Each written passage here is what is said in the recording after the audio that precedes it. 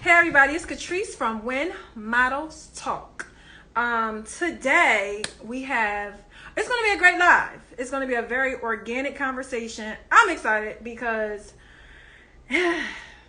nerves release. So before I even get started with all the extra stuff, before my guest comes in, I want to let you guys know exactly where you can find episodes of When Models Talk besides on Instagram. So I also have a podcast called When Models Talk, and that is on Spotify, Anchor, Pocket Cast, Google Podcasts, Overcast, Breaker, Podcast, Radiocast, and you can also find all episodes on YouTube on Models Like Me, as well as, of course, Instagram, Models Like Me Consulting Agency, and of course at Real K Bailey. Also on Facebook at Catrice Bailey. All right, so yes, I'm excited and I'm kind of nervous. I don't know why I'm nervous. Look, Raelia. I'm a little nervous. But it's gonna be good. It's gonna be good. All right, let me get my guests on in, and I pray that everyone's having a wonderful day. All right, give me 1 second. Okay.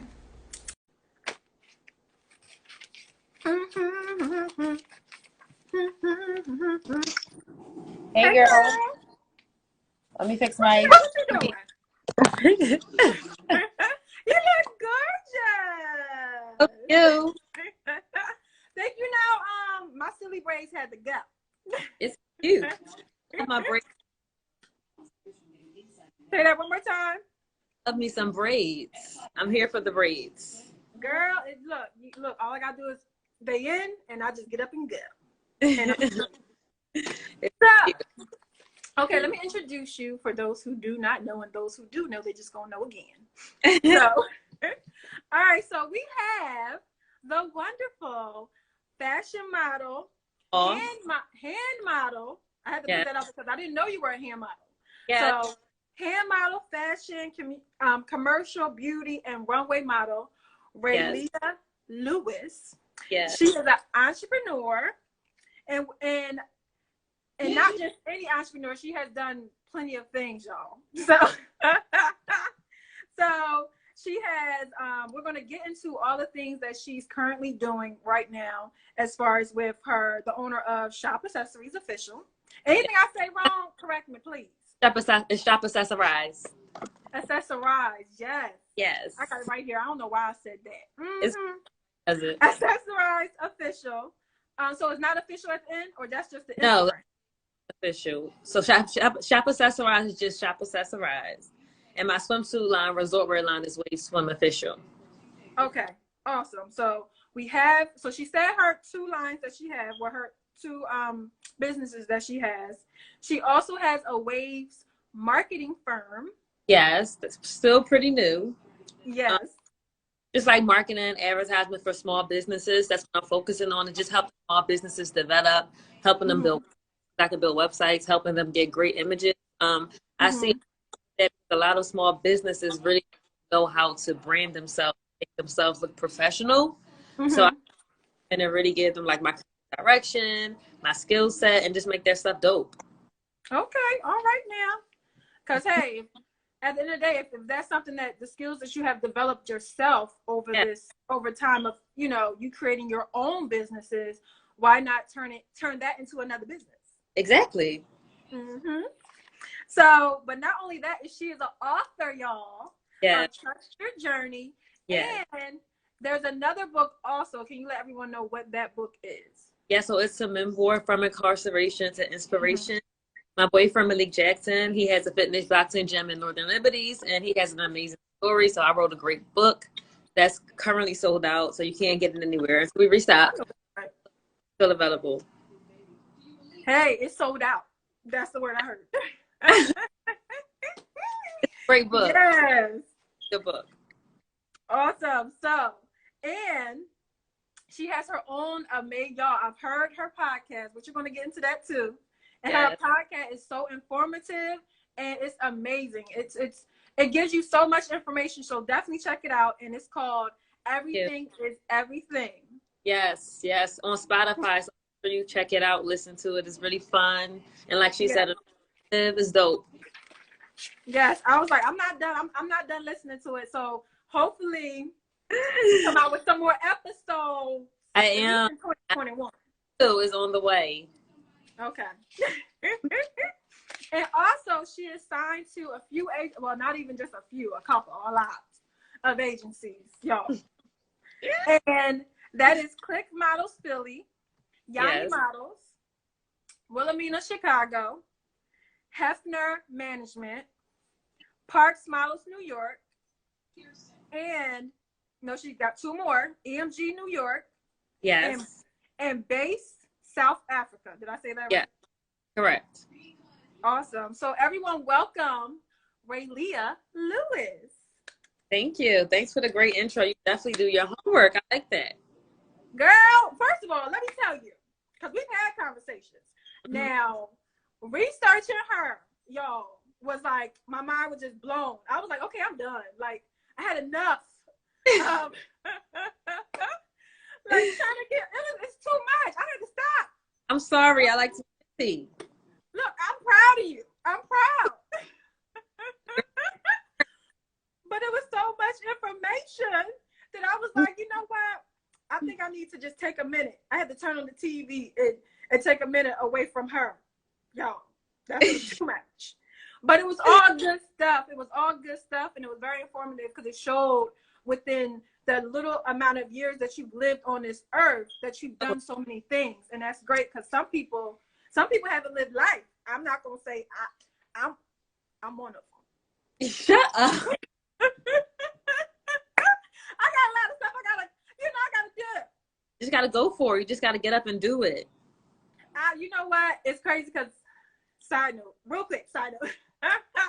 It's crazy because when I did decide to actually start getting out of my comfort zone and doing more things, I took my first cruise by myself. I was like, ain't nobody got to go with me. I'm just going. That was great. I just was in that spirit of just doing things for myself, by myself, and not needing nobody else there to do it with me. Like, I don't have time to wait for people, so let's go. So I'm about to get back into that spirit. That's important. You live your life. Well, with Corona, ain't nobody. I know. Yeah, your mask. Exactly. So getting into our topic, these are the topics that we're going to be talking about today. And they are, hopefully we can get to all of them, y'all, because they're so good. And me and her, a whole lot. So we might just lose y'all a little bit. We can talk. Yes, we can. We've had multiple conversations. And I don't even say, look, I met Raelia a couple years ago when she came to sing on the Saturday night. Years ago. Huh? It was about 4 years. Yes, 4 years ago. But the thing is, you know how it just picked up real quick. I met her at the show for a short period of time, and then I hit her up to do a live, and she said yes. And I was like, oh my gosh. But ever since then, it's like we were talking, but it's all good stuff. So don't be afraid to just reach out to people, y'all. Don't be afraid, because you never know who you're going to be talking to, where you might think, oh my gosh, they would never talk to me, versus they're just like you and me. We're all people. Absolutely. And Black woman. Exactly. Yes. So our topics for today are agencies, everything is everything, which we're definitely going to talk about her podcast. Okay. Black empowerment, trust your journey, being true to yourself, mental health, branding, the family dynamic, and we're definitely got to get into skincare. Definitely got to get into that. And it might be something else, but I can't remember, but it's a lot already. So you know how we do. So, so let's get into first, which everybody, of course, needs to know and wants to know. How did you get into modeling? I've always wanted to model as long as I can remember. I remember seeing Tyra Banks and wanting to do that. And then I remember America's Next Top Model happened, that whole thing. And I think I was like 10, 11. And I was like, Mom, I'm gonna do that. So modeling has always been something I've been interested in. I did like local fashion shows, local pageants, all the little talent shows in school. I did all that stuff. And I turned 18, I decided, no, when I turned 16, I got scouted like locally by like a small boutique agency in Philly. I did stuff with it. Wasn't going the way I wanted it to go. I wanted to do bigger things. I started going to New York and I started sending out my pictures, building my portfolio, networking. And it was a very long journey. That's why I wrote the book, Trust Your Journey. But to do some perseverance and just not giving up, it happened. But it's always been a dream. It's always been my thing, my passion. So getting into, well, for those who don't know, but for those who do know, you also talking about being a top model because you grew up. This is how manifesting your dream. So you grew up and you saw, you know, Tyra, you saw what you wanted to become.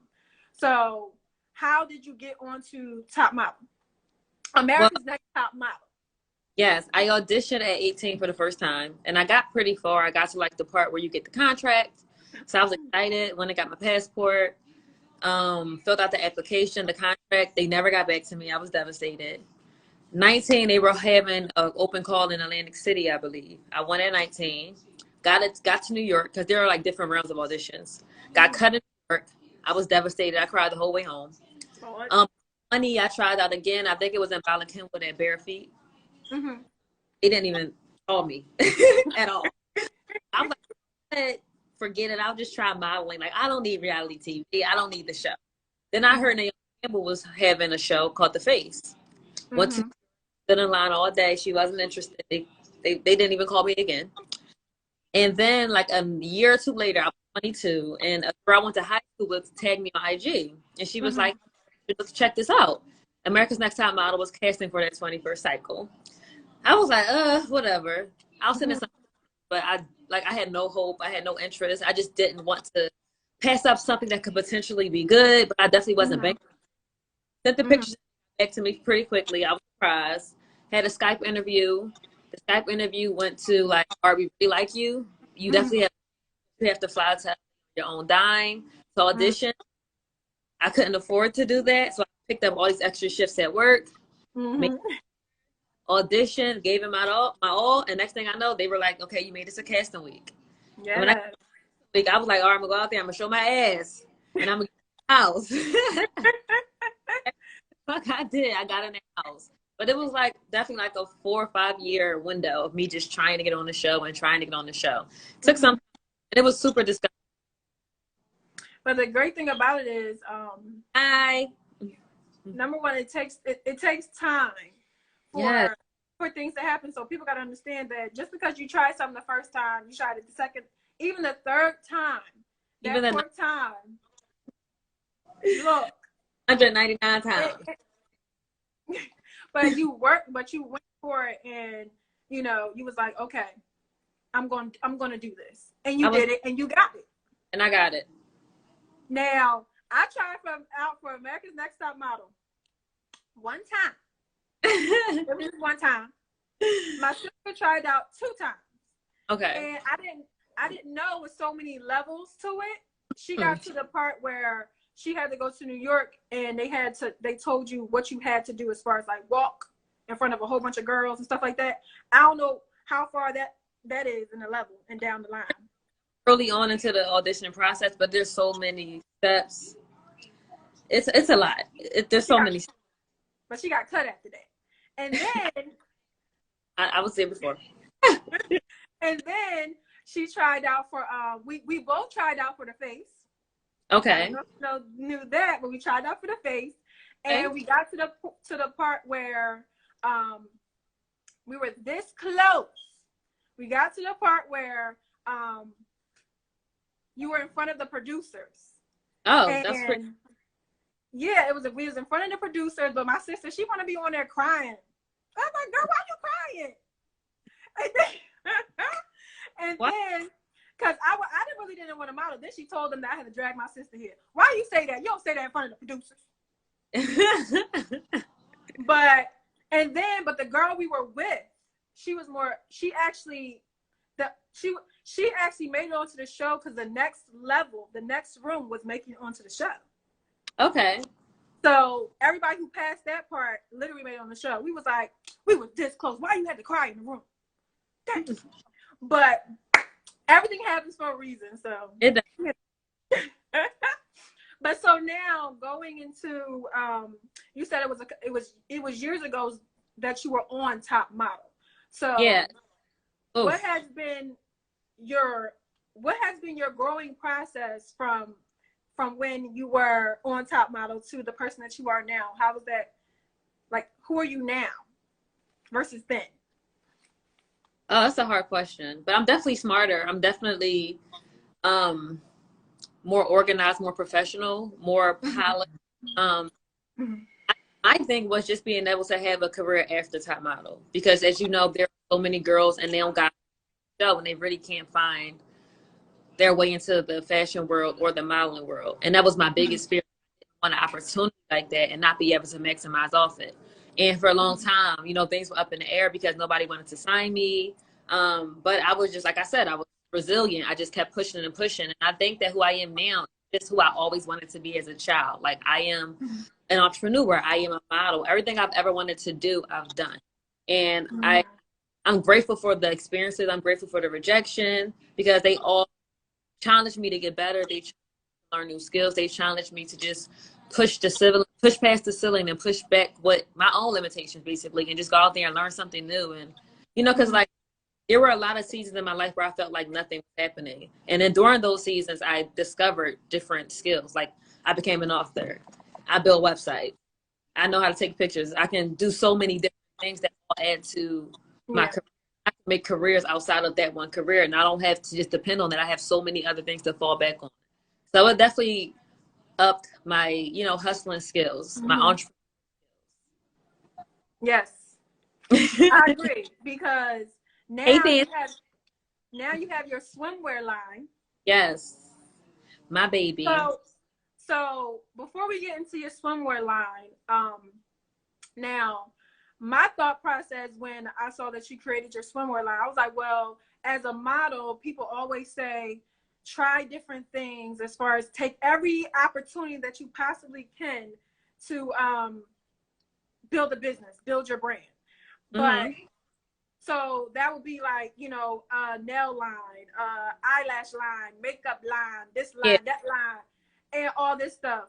And in my head, I was like, well, maybe she created that just because that was something she was like, I'm gonna use that process.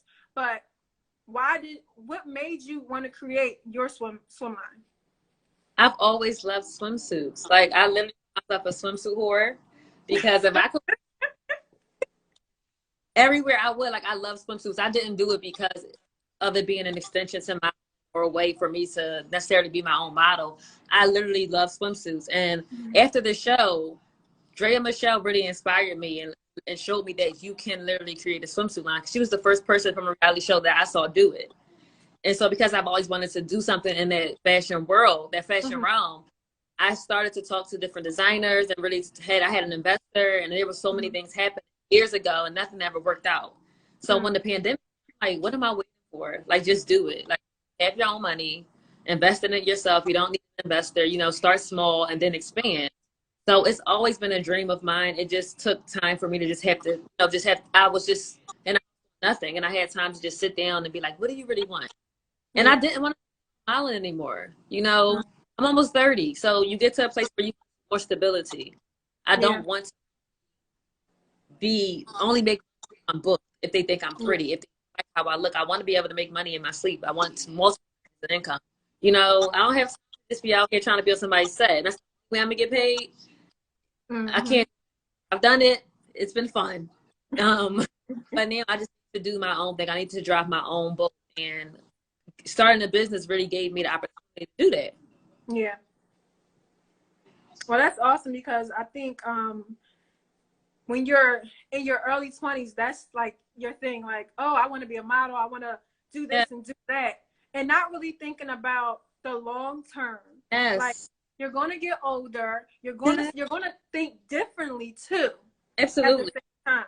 Absolutely. So And you're gonna learn different things about the industry that you may or may not like. Exactly. So, tolerance changes. Like my tolerance for things change. My patience is super short now. I anymore. I don't like to wear heels anymore. I don't like. Well, I've never liked rejection.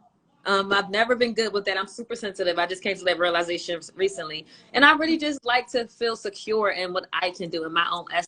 And I feel like with the industry, we're marginalized in every way as Black people, as Black women. So there's always that token aspect in modeling. I don't have to keep begging somebody to pick me. I'm going to eat whether you like me or not. You know what I'm saying? I got to that point where it was like, fuck all that. What else can you do? You can still do that, but what else can you do to make sure you're going to eat regardless of who likes you, who thinks you're pretty, who thinks you're good enough? And that's what pushed me to start my own. Hello. Okay. So getting into Black empowerment. Yes. So we've had a conversation where like the fact that you transition into wearing your natural hair, that's still something that I still don't feel comfortable doing. Like on our live, I was like, okay, I could wear my natural hair, maybe, but it's still uncomfortable, and it's because of the fact that I was told that this needs to be in that type of, what is it called, like European look? Yeah, European beauty standard. And it's still uncomfortable, but I know my Black is beautiful. I understand that. I think that as Black women, we all go through that experience of feeling like our hair is bad or ugly. Like when I was a child, I remember being like 7, like, Mom, can you perm my hair? Like I wanted the Just For Me perm so bad. I wanted my hair to be curly. I wanted it to be Just For Me perm. Gosh, it did. I wanted it to be able to flow like the white girls I saw in the movies, and that never happened. But I definitely tried my hand at it. And you know, the older your condition, you're told that your hair is nappy. My first agent was like, treated me so terribly about my hair. She hated my hair. She permed it. She put me onto Perfective relaxers because she was like, your hair is fucking coarse. Like I cannot with you. You know, so I've always had a confidence around my natural hair, because how many girls did you see in the 90s, early 2000s with afros as the, you know, the Love and movie or the Love and your favorite rapper's video? You didn't see that. We didn't see that. So when I decided to go natural, I just wanted to be free. I went to Africa. I was inspired by naturally beautiful Black women, and I wanted to go against the systems, against societal standards, because why can't I wear my natural hair? We are the only woman that is looked at differently, or that's judged for wearing our natural hair. We have to do so much. We have to conform and have so many flat irons and straighteners and products to be considered beautiful, and I think it's bullshit. So I started to wear my afro for that reason. And yes, I was afraid. I was nervous. I noticed, like I told you, guys were different. My people reacted to me differently. People said things to me like, bad hair day? You okay over there? I ain't never seen you without your hair done. Yeah, because I was the girl in the straight hair, the Dominicans, and all that. It was a challenge. And I've been natural now for like 4 years, and I love it. I feel so beautiful. My boyfriend, he's so sweet. I just started straightening my hair last year. I do it once a year around Christmas, just to see myself differently, because you get tired of the same look.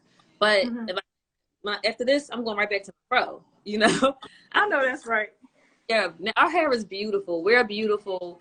We don't need weave. We don't need flat irons or any of that shit. And I feel like, so even when I talk to Black girls and I show them my afro, or I'll show them a picture of me and my afro, and they'll be like, oh, I could never do that. You have good hair. You're lucky. I'm like, my hair is like 4 texture, kinky, curly hair. I have like black, and there's nothing wrong with having Black hair. You don't have to be mixed to be beautiful or anything. So I am just, I used to use my platform to really empower Black women to embrace our individuality, to embrace our natural hair textures. And I know that a lot of Black women aren't confident enough to wear their natural hair, but sometimes just seeing one woman do it can just start something big, you know? Yes, I absolutely agree. Like this girl wrote me recently, was like, my daughter saw you and she was so happy she wanted to wear hair like yours. And like that made me, I'm like, that's what it's about. Just showing young girls that you can do it, that you're beautiful. You know, Tyra Banks showed me that I can model. And then I'm teaching another little girl, another Black girl, that you can wear your natural hair. So I think that's just so important. I think it is too, because, you know, because there's so much in media and so much in just in the world, and all you see is a certain type of standard. How often, just like when you talked about videos, how often are we seeing girls that have that natural kinky hair? You know, if we put that out there more, it's matter of fact, it's just very important for our girls, to especially young girls, to see that and know that it's beautiful. With their natural hair, you know, athletes, rappers have hair, they have afros. But when it comes to women and our beauty standards, we have so many more expectations, and we are desired more when we look more ambiguous or more like. And it's unfortunate, but it's the real thing. Somebody made a good point where they said it needs to be decolonized. No, that's true. We need to be. We just need to lose the conditioning that we've been under for so long, and really wake up and see that we don't need things to be desired, to be beautiful. And I think it takes for us to rebel against the system, to do it, to put it out there, to represent it. You know, I still see horrible. I mean, like, even when girls attack my IG, Black girls talk about my hair. I had a girl attack me a few months ago, and she was like, "Your nappy ass hair, your nappy ass afro," and I'm like, "Baby girl, you're Black. You thought you was gonna hurt my feelings."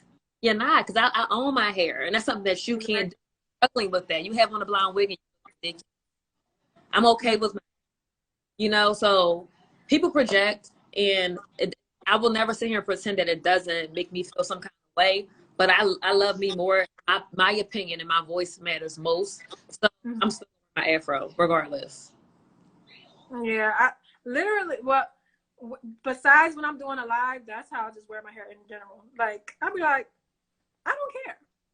I don't care. I'm like, I'm cool. Like I said, I have my silly braids in. My silly. This is the top. These are the clip-ins. Boom. Yeah. But I think it's also, so talking about now, today's time, with so much going on, and the fact that we just got a new elected president, and the fact that we have so much going on when it comes to Black Lives Matter, what do you feel like there will be a change? That there will be, is it reason? No.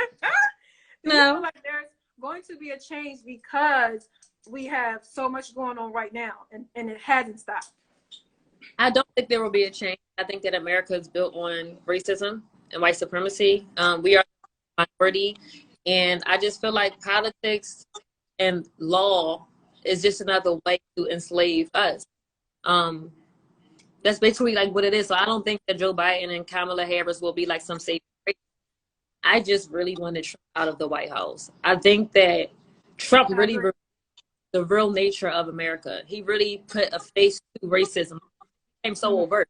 You know, we always knew racism was there, but it was like in your face. It was like crazy. And so it was a meme I saw the other day that was like, I'm ready for Biden to come into presidency so that racism can be more hushed now, so it can go back to normal racism. I heard like that too, and I was like, huh? That's a real thing. Racism is not going anywhere at all. I think that's on this earth, there will be racism. Do I think that there are strides forward at times? Yes. However, we're still marginalized. We still don't have equal opportunity in this country. We still suffer from redlining. We still suffer from Black women. With having babies, we die at the highest rate. So racism affects us and impacts us in so many different ways, like in fields. And it's like, we have to be having these conversations because a lot of people even know how much we are affected by systemic racism. We think that racism stops at nigger, and it's so deeper than that. Really organized, like it's an organized crime. We don't know that, and that's why educating yourself is so important. Because I started to really look into politics and laws and just history. I started to learn like what we were up against. It ain't gonna stop. Yeah, because the fact that even somebody said, so it can be hush, like first of all, it needs to be brought up. It needs to be shined a light on. I honestly believe, just like you said, it's not going to stop. Yeah. It's because it is, people are conditioned. Just like they say, certain things are taught in the home. It's taught. But not even that. Like, my thing is, I don't forget how you feel about me as a Black person. Can we talk about economics? Like, can we start with the money? Because you can feel how you want to feel personally. Y'all, they need to share the. Sorry, I went. You said what? They need to share the what? That's what they need to do. They need Say to it share one the more wealth. time. They need to share the wealth. The wealth. Like me, they ain't gotta like my skin or my hair. Share the wealth. I agree. And I think even touching on because me, I'm big on investing. I'm big on I love learning about money. We've had this conversation where I love learning about money. I love to learn that type of stuff because I don't want to stay in the rat race. I don't want to have to live paycheck to paycheck. I want to build a brand. I want to build a legacy for my kids. I don't want them to have to struggle. I don't want them to have to grow up in a with a poverty mindset and grow up with just in a neighborhood that's, you know, that's in poverty, an urban community that we don't have much, nothing. I've been there. I've done that. I don't want to experience again. Like, I'm from Camden. You're from Philly.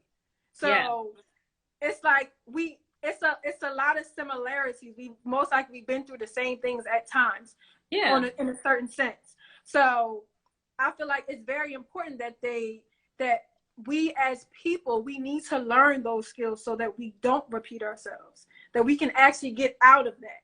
I agree. I think that we need to first understand like the law, like laws and how they work against us. I think we need to understand what redlining is and how it make it so hard for us to get like grants and loans, and how they don't fund schools, and how they don't fund programs, and, you know, things that can help us get ahead. And then we need to really start focusing on how to build wealth within ourselves. And the trick to that, though, was like every time we have done that historically, like with Tulsa, the bomber in Tulsa, what's that? Black Wall Street, and there was another affluent neighborhood called Seneca Village in New York City that is now a Central Park. So whenever we have tried to build wealth as Black people, it has been destroyed.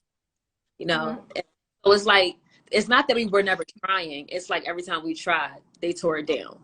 So we really need to. I just feel like if we could just shop Black more, just put more money into Black economics, into Black businesses, and really learn finances, because the Black stay in the Black community long enough at all. I don't know the number or how long it stays in it, but it's like crazy when you hear. But it's like that's how I understand the Black community. Like it goes right out of our hand. So, and I get why it's conditioned. It's because we've never really had anything, and you know, a lot of times we're so caught up in material stuff because that's how we validate our existence. That's how we feel important, because that's something we really have, you know. So if we could just learn to love ourselves and learn to pick each other up and invest in our businesses, invest in our communities, invest in each other, I think we'll have much time. Yes, and it's also important to the one guy said, check out Alice Ball. Yes, a Black 23-year-old woman came up with. Keep sharing. Thank you. Teach me, put me on. Yes. I don't have all that. I don't know a lot of stuff, put it that way. I've heard of Tulsa before, maybe when I was younger, but it didn't really click to me until this year, Black Lives Matter. That's how much I did not know. And then I got mad. That's okay. I got mad. It's never. I got so mad. Like I did so many episodes on my podcast about like the things that happen in the Black community. You know, if you watch 13th on Netflix, amazing documentary. I watched that. Okay. You know, it's out there. The information is out there. It's just willing to learn and seeking it. You know, it's out there. It will open your eyes to so much shit. Like you'll really see America, this country, for what it really is. Yeah, and but it just makes you so angry. When when I'm passionate about something or something that bothers me, I get very angry. Yeah. All right. Huh? As I'm very passionate and I'm very assertive anyway. So like, I feel that. I get angry, and I also get emotional. Like I cry too. Like I get so upset. Like when I can't even think of his name. There's like so many thoughts going through my head. The guy that committed suicide after being in Rikers for a real long time. Jay-Z did a special one. I know exactly who you're talking about. What is his name? Somebody help me. Khalif Browder. Thanks, babe. Khalif Browder. I cried. Yeah. That was very sad because when you think of something like having me, I have had brothers who have been incarcerated. My brother's currently incarcerated. But knowing that type of stuff and learning the things that people people have to go through, especially as Black men, and then on top of that, I have Black children and I have 2 Black boys. So seeing that type of stuff, it just makes you not only afraid, but it makes you have even more passion and compassion for people, because that could be your child. It could be your brother. It could be your father. It could be you, because Black women are, you know, so someone said, don't be angry, be positive. I think that there's a time for anger, and I think that we should use time to be angry. I think that you should, if you're not angry, you're not listening. You know, that's a natural human response. Like just honored or just, you know, discarded like garbage. I'm going to be angry about that. There's nothing positive about Khalif Browder or Trayvon Martin. You know, there's nothing positive about people. There's another documentary on Netflix about Latasha Harlins, the 15-year-old girl in California in like 1991 in the grocery store by an Asian American. Racial killing, shot in the back of her head for $2. You know, you just read stories and, you know, it just breaks. It's like so heartbreaking. So I just see that one about these things. People don't know these things. They really don't know. I haven't even watched because I know that I'm going to be so emotional and so upset. And it was already so much going on with Black Lives Matter throughout this whole pandemic that I haven't even seen Central Park High or the what's the name of it now? Did they have it? Say it again. You want When They See Us, right? Yeah, When They See Us. I haven't even seen that because everybody's been saying it's so sad. You're going to cry. You're going to be upset. It's like an emotional roller coaster. I haven't even watched it yet. I think I'm the only one. You probably in film. It was traumatic. It was traumatizing. It was. Like, I don't think I can, y'all. I don't think I can watch it. Maybe I need when I'm by myself and I'm in a good space. I don't know. I just haven't watched it yet. I'm gonna watch it, but not right now. I just can't watch it right now. And sometimes when you're overwhelmed and I have to learn that sometimes you have to unplug for your mental health. You have to unplug. I deal with anxiety, so watching these videos don't always help. You know, being fueled and passionate about don't always help me mentally. So there calls for a time and be like, you know what, I'm gonna take some time to get myself together so that when I'm ready to educate and handle this kind of trauma, I will. A lot, especially when you care about people. You know, it's a lot emotionally. Yes, and now I'm getting into mental health because we can talk about this topic all day. So getting into mental health. Yeah.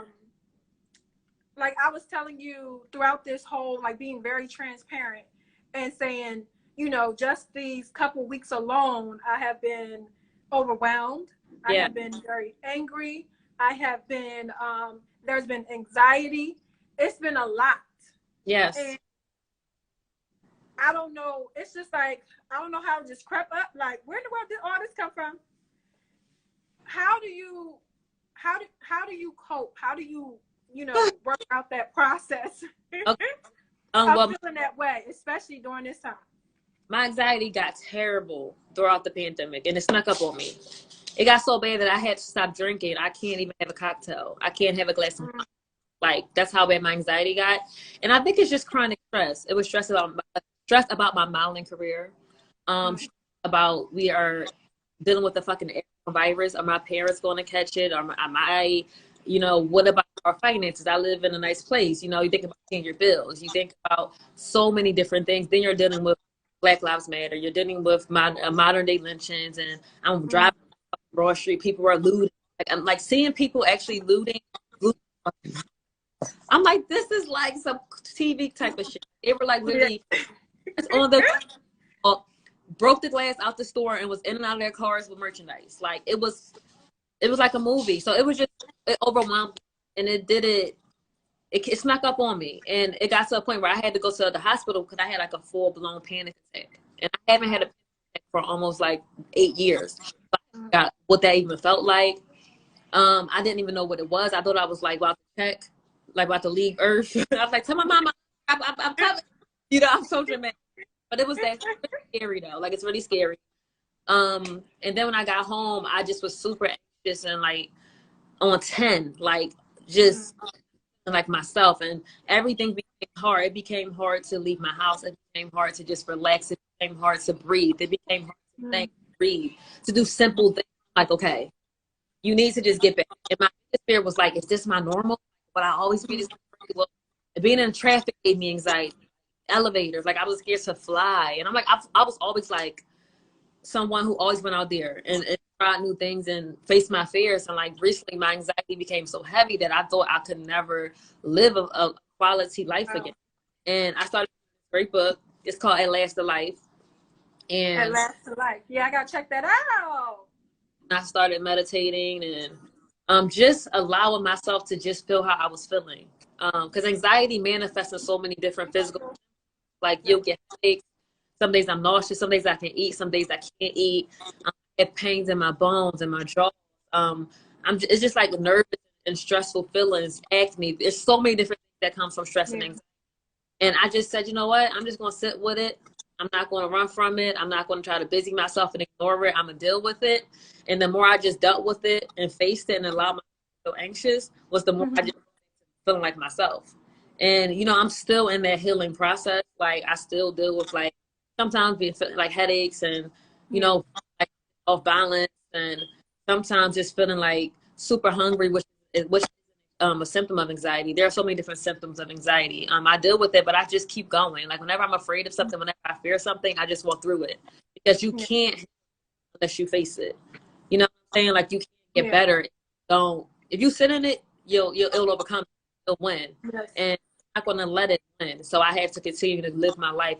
I continue to go out. Like I got on the airplane a few weeks ago, and I'm just determined to get back to normal. But definitely a challenge, especially because I'm doing it holistically. I'm not on medication, but it's working. And I'm good. And there's light.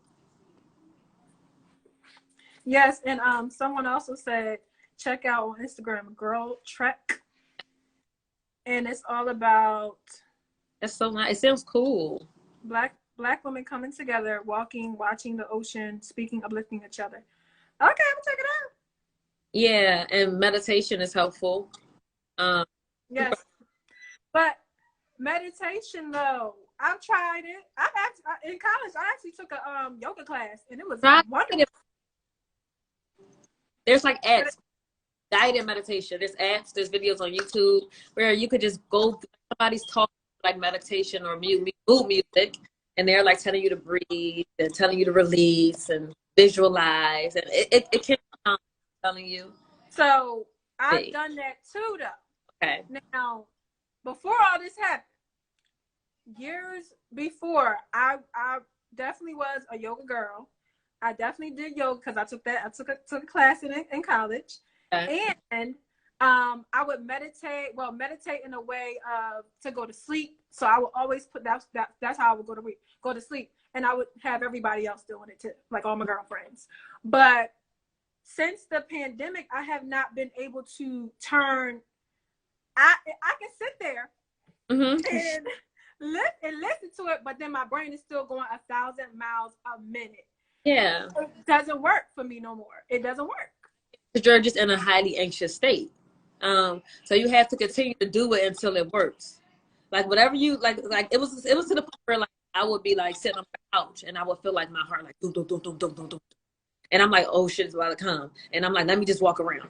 like you can't walk around. You got to let your heart do that. You got to let the feelings go, or you got to let it just release. So it's literally like when you're in a highly anxious state, you just deal with, you just sit with it. You don't fight it. You can't control it. You can't make it stop. You can't make it go away. All you can do is just let. I look at it as like negative energy leaving my body, and because my stress has been pent up for so long, it has to go somewhere, and it's just coming to a head, coming out to the surface. And you know, it's a process. Healing is a journey. It's not, you know, it's not a destination.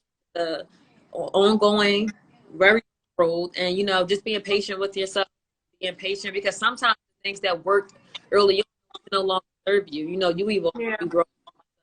You have to find your. I know for a fact it's just like whatever you're afraid to do that shit. Fear is an illusion, and there's nothing to be afraid of. And when you convince yourself of that, put your body in those places that your mind fears, your mind has to just get to being there. So you just fight. So getting into, I know you said it's different types of symptoms that stress, that makes you aware of, you know, stress or anxiety is about to come on. So let's talk about skincare. Because as a model, we're told we got to have beautiful skin that's clear all the time, so we can get be booked. A little bit. Girl, mine is covered up, but you still can see it. You see mine. But when we have so much going on in life and so much anxiety, so much stress, that some people are not even aware that they're stressed. It's just like, why is my heart racing so much? I'm about to have a heart attack. Right. It's really stressed. Yes. So how do we maintain our skin? What are some things that you're doing to help with your skin as a model? So I was doing a lot of stuff and nothing was working. Like I was getting microdermabrasion, which is facials. I was trying like really like gentle cleansers and different like natural skincare products and things like that. I still was breaking out. So I was really confused. I upped my water intake. I bought more vitamins. I don't eat meat. I eat pretty healthy. But I did find a connection to dairy, chocolate, and sugar. Those that make your acne worse. If you're dealing with acne, and if you're dealing with stress acne or adult acne, sugar, white grain and starches, all that stuff is going to make it worse. Soda, alcohol, sometimes even smoking. So it's like when you know you're dealing with acne, you got to change your diet. You got to up the water intake. And then sometimes acne, like I said, when it's stress acne and hormonal acne, it's so hard to just say, wash your face. Because that shit don't have nothing to just wash your face. Because it's like my face is dirty. It's something inside of me. And it's out like, what am I lacking nutritionally? Sometimes it's figuring out is what I'm not good for me. You know, so many factors always point to like hygiene. And it's like, you know, we all know I think we should all wash our face twice a day to use great products. I definitely make sure I use oil-free products. Like we talked about that, like don't put a lot of oil in your face if you're dealing with acne. I try to make makeup free as much as possible. I don't use harsh cleansing methods. I don't use brushes anymore or anything that can literally irritate my skin or my acne and make it worse. And I just try to have a consistent skincare routine. That's a combination for my skin. But I still break out. And like I said, I think it's linked to stress and it's linked to sometimes diet. So just learning what works for you and what doesn't work for you is really important. Also understanding that when you are going through stressful situations, you're not a machine. You are a human and you have to deal with acne. But it will pass. You just have to get through that hard stage. So when I was like, all right, you know what? I'm dealing with acne. This is what it is. My new normal. I just kind of embrace it and I just kind of like use things to help do it better. Cut out sugar. Like I said, I cut out things that can make it worse. But eventually, like it's going to be here. I can embrace it and own it or hate myself. And I'm not going to hate myself. I still feel. So it's like, it is what it is. You know, you just kind of have to get through that stage, hoping that your skin will just get back. But this is here. You got to give yourself permission, give your mind permission, your body permission to just heal because it's been a lot of trauma this year. Yes, I agree. Because I'm like, she talking about eliminate sugar. Because remember them cookies I had the other day? She said, remember them cookies I had? That's what caused it? And it's small, I can take it as 2, but that's what I'm talking about. That sugar, and it was vegan cookies, but I know. I switched over to more of gluten-free stuff that's more vegan, mm-hmm. but I felt like my skin was getting worse. My skin was not only getting worse, but I also was still under a whole bunch of stress and feeling overwhelmed. That stress so it really didn't. America's addicted to sugar. I absolutely agree. I think I have a problem too. Sugar makes no sense. But what if it's brown sugar? It's still sugar. Still sugar. It's still sugar. I will figure it out, but you know how it is. Like, don't eat sugar. Just have like a snack, but not all day, not every day. Limit it. I'll work on it. You gonna see it on your face if you don't. I'm telling you. I already do. This is this is makeup. Like this side is like going through it. This side isn't that bad. And it's hormonal. You talked about that during one of your podcasts too. Yeah. About skincare. Yeah. So, and that's what really opened up the door when we started talking like a lot. Because I was like, hold on, wait a minute, what you doing? So keep your face clear. Your face looking a little clear. It until like 2-3 years ago. Like perfect. Appreciate the skin while you got it, y'all. Yes. when you're extra young and you ain't got no type of issues, just nice and just like I woke up like this. Just woke up like this. Life hits you hard after 25. Girl, after 30, just know it's a wrap. Don't scare me. I've had enough. Your body gonna change. Please no. You gonna feel it at the date that day of. You gonna be like, oh snap. Girl, but now getting into your podcast. So her podcast is so amazing, y'all. I'm gonna go over some of the stuff. Hyping me up. I fucks with you. Like, thank you. No, because it's really good and informative. Like, it's really good. Like, I'm like, sometimes, like when I'm researching somebody, I really dive into, what they're doing, how they do it, because I like to learn people. I just love all this stuff. I love a person's story. So when I listen to your podcast, I'm like, oh, wow. And she started this back in April. I think it was April or March. Yeah, it was like April, like end of April. And I was like, oh, snap, this is good. So I got to go listen to the rest of them. Thank you. So some of the stuff that she talked about in her podcast were colorism, a dating app. Yes, online dating. Yes. Finding love on the internet.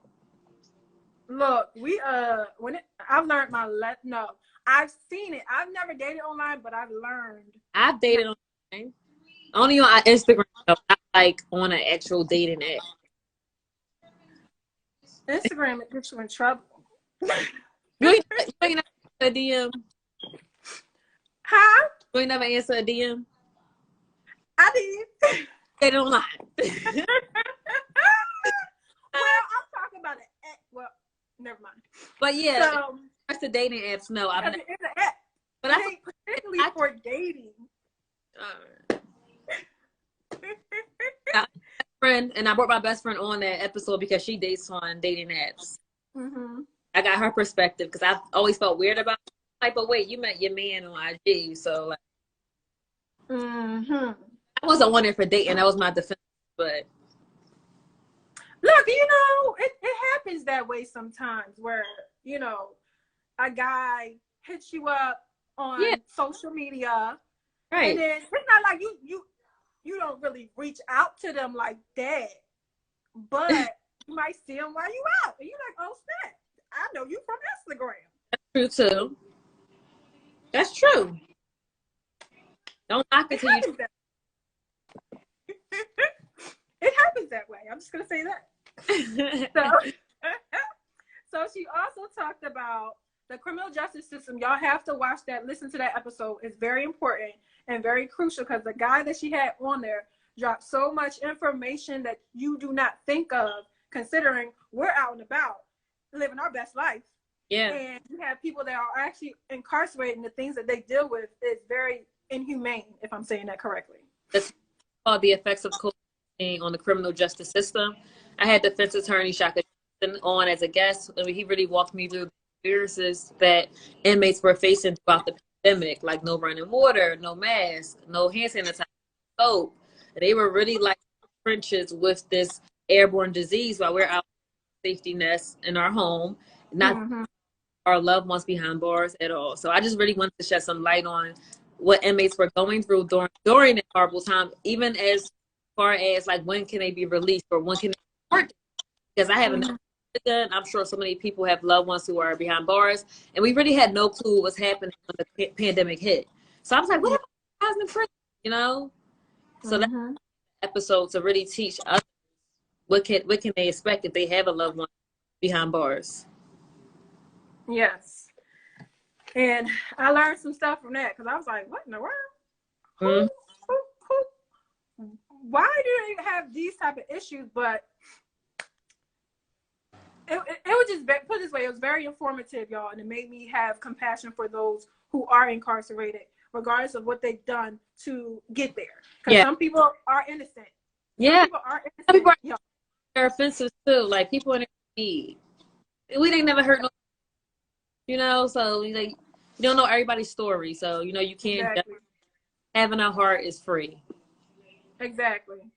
And she talked about a sex talk, y'all. Yeah, that was very interesting. She's awesome. I had a sex doctor come on because I really understand the female orgasm and why women struggle so much with just having pleasure, fulfilling pleasure in the bedroom. So I had a professional come on because I didn't want to point in this conversation with my girlfriends. I wanted somebody who studies this. She has a PhD, I believe, in it. And she knew her shit. And, you know, because most women do fake it in the bedroom. Most women do not have. And we got down to the nitty and gritty, but it was in a very educational kind of way. Yes. She even gave informative. I was like, She gave suggestions in the bedroom. So it's a very good show. Very good show. It is. It is. That's what I'm saying, y'all. It's her podcast is popping. Thank you.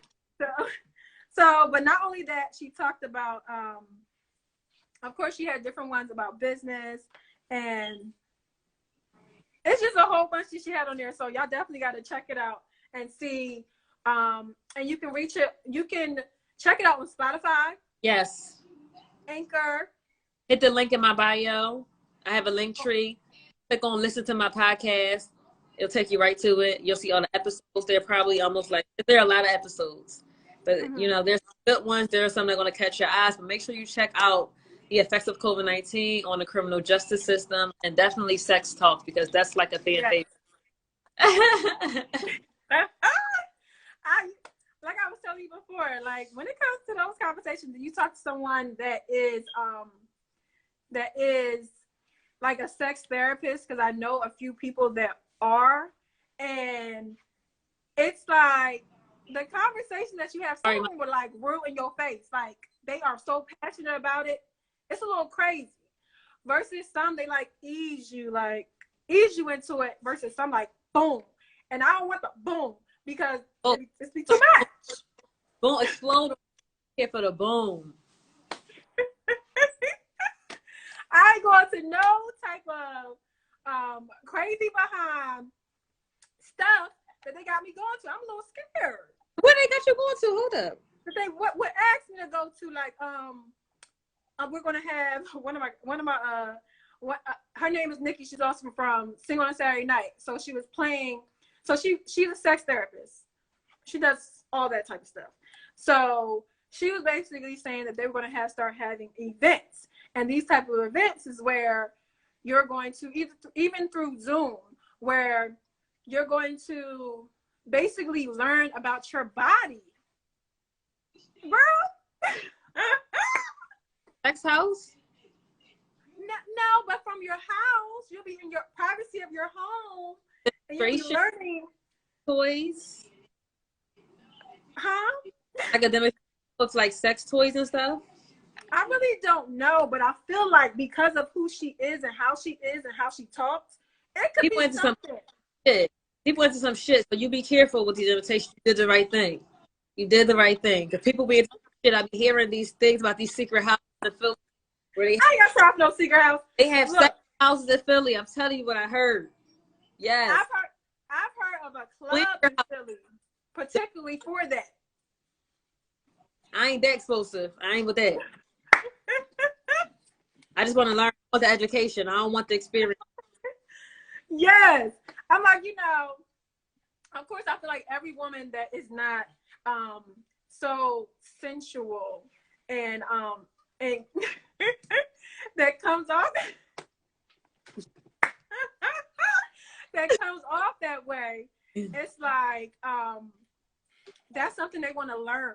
Like me, that's something I want to learn how to be more of that, because that wasn't something that I experienced, or growing up. It wasn't like, oh, let's talk about this, or it was like, okay, I kept myself covered. I was shy. I was like a whole bunch of stuff. So me going like I'm learning. But yes. So question real quick. Okay. Because we're already over an hour. I see. Do you want to continue with a part 2 so we can exit this one out, or are you? Yeah, we could do part 2. Okay. All right, y'all. So this was part 1 of When Models Talk with Raelia Lewis, and when we come back, we're gonna get into part 2, and we're not done with this conversation. All right, so thank you so much for everyone who tuned in, and we hope to see you on the next part 2. See you soon. Thank you, Raelia. You're welcome. Okay, how do I end this?